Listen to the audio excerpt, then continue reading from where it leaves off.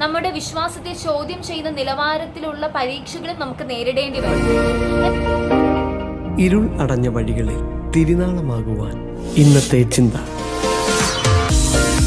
വ്യത്യസ്തമായ പ്രലോഭനങ്ങളുടെ പുറകെ പോകുന്ന ഇന്നത്തെ ആത്മീക ഗോളത്തിൽ വളരെ പ്രാധാന്യം അർഹിക്കുന്ന ഒരു അധ്യായമാണ് മത്തായി സുവിശേഷം 4-ാം അധ്യായം. ഇന്നത്തെ ആത്മീക ഗോളത്തെ തകർക്കേണ്ടതിന് ശത്രു ഉപയോഗിക്കുന്ന ഏറ്റവും വലിയ ഒരു ആയുധമാണ് ടെംപ്റ്റേഷൻ അല്ലെങ്കിൽ പ്രലോഭനം എന്ന് പറയുന്നത്. എന്നാൽ ഇവയെ എങ്ങനെ ഓവർകം ചെയ്യാം, എങ്ങനെ തരണം ചെയ്യാമെന്ന് യേശു തന്നെ തന്റെ ജീവിതത്തിലൂടെ നമുക്ക് കാണിച്ചു തന്നു.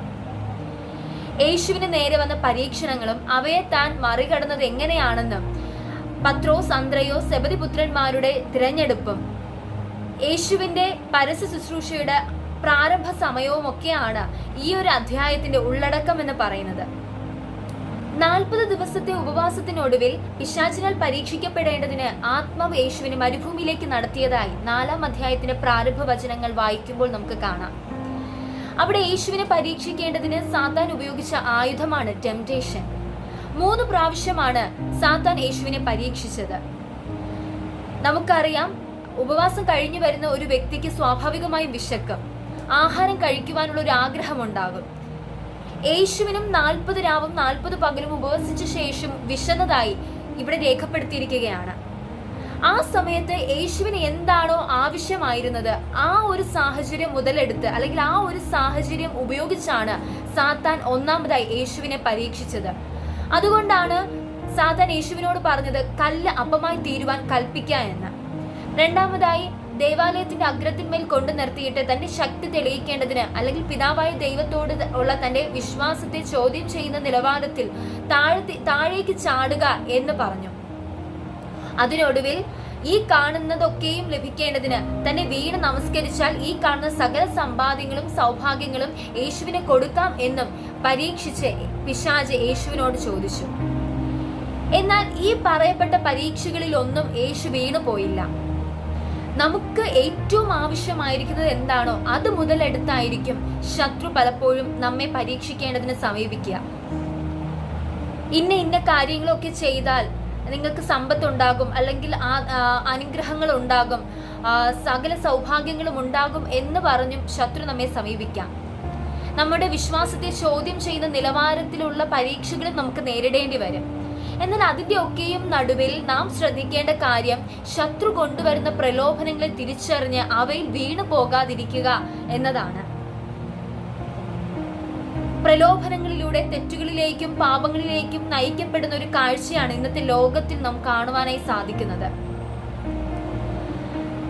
അതിനു വേണ്ടിയിട്ട് പല സാഹചര്യങ്ങളും വ്യക്തികളെയും നമ്മുടെ ജീവിത അനുഭവങ്ങളെയും ശത്രു ഉപയോഗിക്കും.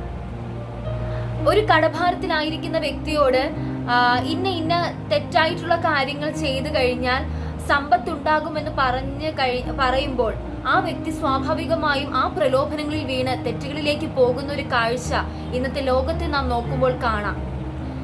അതോടൊപ്പം ഇന്നത്തെ യൗവനക്കാർ ലഹരിയുടെ അടിമത്തത്തിലാണ്. അതൊക്കെയും ഒരു സാഹചര്യത്തിലൂടെയോ അല്ലെങ്കിൽ പല വ്യക്തികളിലൂടെയോ അല്ലെങ്കിൽ ജീവിത അനുഭവങ്ങളിലൂടെയോ ഉടലെടുത്ത പ്രലോഭനങ്ങളിൽ നിന്നാണ് ഇത്തരത്തിലുള്ള പ്രവർത്തികൾ, ഇത്തരത്തിലുള്ള പാപത്തിന്റെ ചിന്തകൾ ആ വ്യക്തികളിലേക്കും യൗവനക്കാരിലേക്കും ഒക്കെ എത്തിച്ചേരുന്നത്. എന്നാൽ ഒരു ദൈവ പൈതലിനെ സംബന്ധിച്ച് ഈ പറയുന്ന ടെംപ്റ്റേഷൻസ് അല്ലെങ്കിൽ ശത്രു കൊണ്ടുവരുന്ന പ്രലോഭനങ്ങളെ തിരിച്ചറിഞ്ഞ് അവയെ തരണം ചെയ്യുക എന്നതാണ്.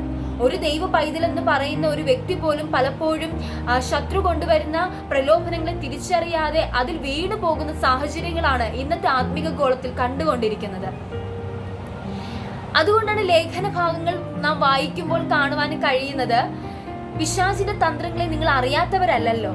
തീർച്ചയായും പിശാചിന്റെ തന്ത്രങ്ങളെ നാം തിരിച്ചറിയുക, അവയെ നാം അറിയുന്നവരാണ്. ആ പ്രലോഭനങ്ങൾ അല്ലെങ്കിൽ ശത്രുവിന്റെ തന്ത്രമാണ് ഇത് എന്ന് നാം തിരിച്ചറിഞ്ഞ് ആ പ്രലോഭനങ്ങളിൽ വീണു പോകാതെ അതിനെ തരണം ചെയ്യണം. നമ്മെ പല പ്രലോഭനങ്ങൾ കൊണ്ടുവന്ന് പാപത്തിലേക്കും തെറ്റുകളിലേക്കും നയിച്ച് നമ്മിലുള്ള ആത്മീക ജീവൻ നഷ്ടപ്പെടുത്തി അല്ലെങ്കിൽ നമ്മുടെ നിത്യജീവനെ നഷ്ടപ്പെടുത്തുക എന്നതാണ് ശത്രുവിന്റെ ആഗ്രഹം. എന്നാൽ അവന്റെ ആ ആഗ്രഹത്തിന് അനുസരിച്ച് നാം അതിൽ വീണു പോകാതെ അല്ലെങ്കിൽ നമ്മുടെ നിത്യജീവനെ നഷ്ടപ്പെടുത്തി കളയേണ്ടതിന് ശത്രു കൊണ്ടുവരുന്ന പ്രലോഭനങ്ങളെ നാം തിരിച്ചറിഞ്ഞ് അവയിൽ വീണു പോകാതിരിക്കുവാൻ ഈ നാളുകളിൽ നാം വളരെ ശ്രദ്ധാലുക്കളായിരിക്കണം. എങ്ങനെ നമുക്ക് ഈ ടെംപ്റ്റേഷൻസിനെ ഓവർകം ചെയ്യാമെന്നത് ഈ 4-ാം അധ്യായത്തിൽ യേശു തന്റെ ജീവിതത്തിലൂടെ നമുക്ക് കാണിച്ചു തരികയാണ്. ഉറപ്പായും വചനം എന്ന വാൾ ഉപയോഗിച്ച് ഈ ടെംപ്റ്റേഷൻസിനെ നമുക്ക് ഓവർകം ചെയ്യാനായിട്ട് സാധിക്കും. പല അനുഭവങ്ങൾ നാം നോക്കുമ്പോൾ പലപ്പോഴും ശത്രു വചനം ഉപയോഗിച്ച് തന്നെ നമ്മെ കീഴ്പ്പെടുത്തുവാനായി ശ്രമിക്കും. എന്നാൽ നാം അത് തിരിച്ചറിയണം. നമുക്കെതിരെ വരുന്ന പ്രലോഭനങ്ങളെ നാം വചനം ഉപയോഗിച്ച് തന്നെ ജയിക്കുവാനായി നോക്കണം. അങ്ങനെ വചനം ഉപയോഗിച്ച് വചനത്തിലൂടെ പ്രലോഭനങ്ങളെ നാം കീഴ്പ്പെടുത്തുകയാണെങ്കിൽ ഉറപ്പായും ദൈവത്തിലുള്ള ആശ്രയം നാം മുറുകെ പിടിച്ചു മുന്നോട്ട് പോകുവാനായി നമുക്ക് കഴിയും. ഒരിക്കലും പ്രലോഭനങ്ങളിൽ വീണു പോകാം. നാം വചനത്തിൽ അടിയുറച്ചവരാണെങ്കിൽ, വചനത്തിൽ നാം വേരൂന്നിയവരാണെങ്കിൽ തീർച്ചയായും പ്രലോഭനങ്ങളെ കീഴ്പ്പെടുത്തുവാനായി നമുക്ക് സാധിക്കും. ഈ ദിവസങ്ങളിൽ നമുക്കെതിരെ വരുന്ന ശത്രു കൊണ്ടുവരുന്ന പ്രലോഭനങ്ങളിൽ വീണു പോകാതെ വചനം എന്ന വാൾ ഉപയോഗിച്ച് അവയൊക്കെയും തരണം ചെയ്യേണ്ടതിന് ദൈവം നമ്മെ സഹായിക്കട്ടെ. God bless you all. Amen.